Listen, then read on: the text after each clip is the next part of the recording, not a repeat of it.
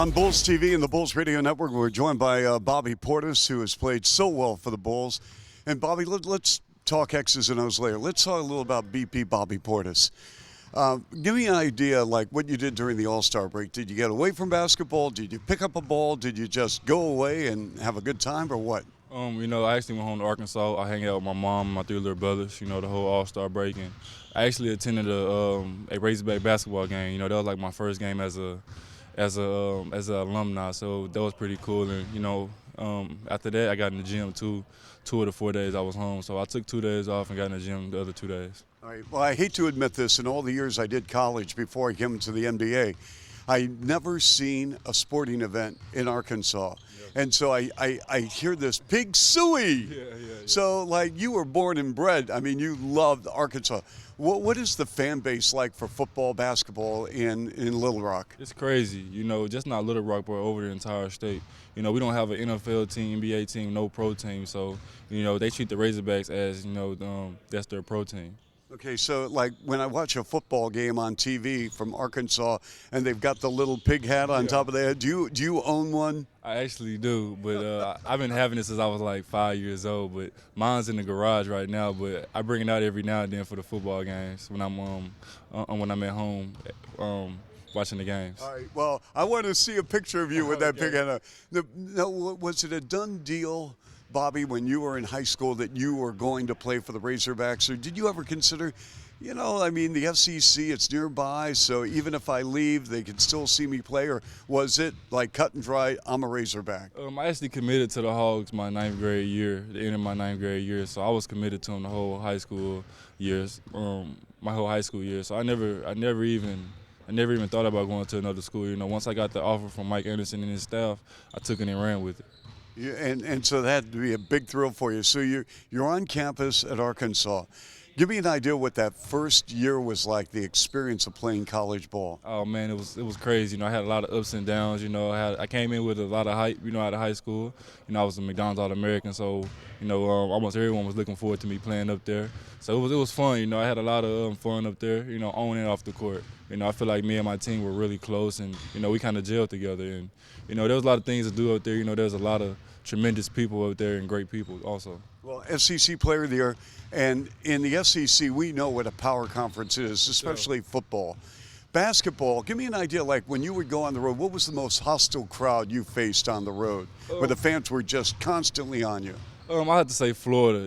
They're fans. Now they have a new gym. But 2 years ago when I played against them, they had a gym where like all the fans were like on top of you, and every time you went close to them, they would say you, and that was kind of crazy for a college student. It was fun, but at the same time, they beat us by one actually.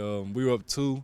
And my teammate fouled them on a 3-point line, and they hit all 3 free throws, so that was kind of heartbreaking also. I bet.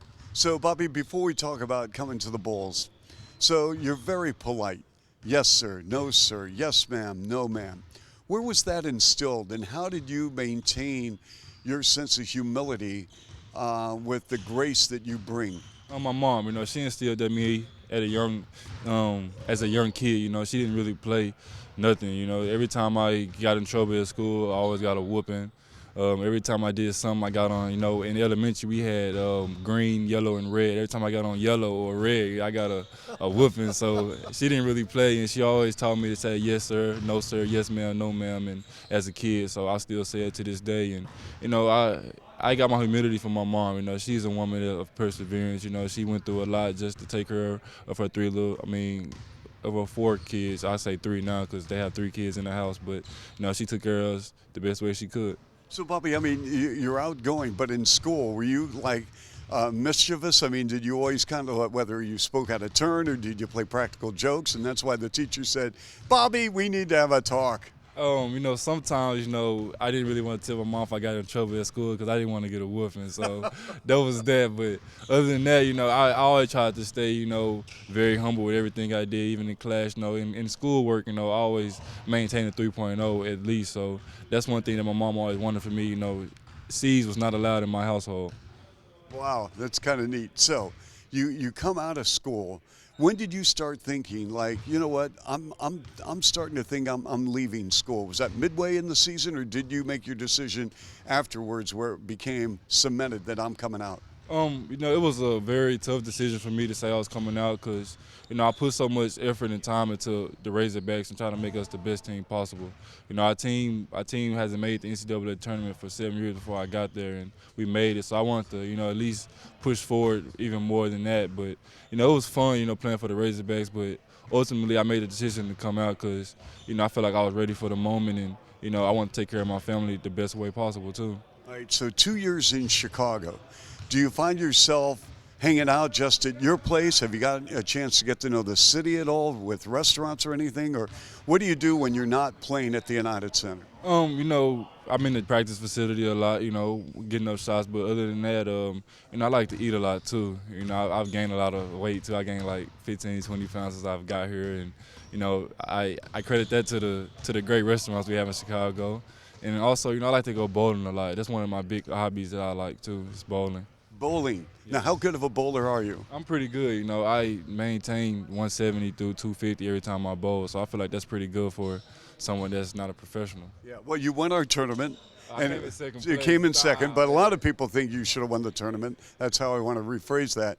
But so when you're bowling, final question. So when you're bowling, like, are you really, like in basketball here at the United Center, you are into the ball game. You're very passionate. So when you bowl, are you into it, or do you just have fun? Just, you know what, I'm having a night off and I want to enjoy myself. Let me tell you, man. One thing about Bobby Portis, man, I'm very competitive. So everything I do, I'm trying to win. I don't care if I'm playing against a 3-year-old. I want to beat the 3-year-old too. So I don't really care who I'm playing against. In bowling, I'm very competitive and I want to win everything I play. Well, the Bulls are extremely fortunate to have you here. You have such a tremendous upside, Bobby. We thank you for your time. Good luck. You have to feel good about where you're at now. Here we have 20 games to go. You're in the starting lineup. Everyone's believing, and you have to feel good about where you're at. I feel great, just to come in the season, and go through the ups and downs. I feel like that makes it that much sweeter. Having to work for everything I've gotten from the Bulls, that makes it that much better for me. Absolutely. Bobby Portis, BP, joining us right here on Bulls TV and the Bulls Radio Network.